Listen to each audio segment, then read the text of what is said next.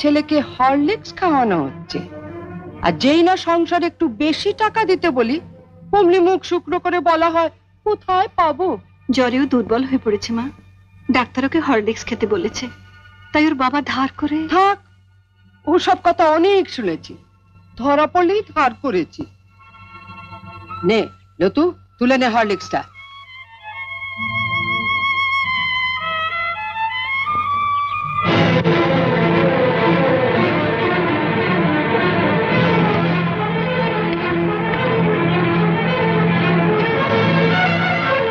শোনো বড় বউ, আমি আগেও বলেছি আবারও বলছি, যার স্বামী যেমন রোজগার করবে তার ঘরে তেমনি খাওয়া দাওয়া হবে।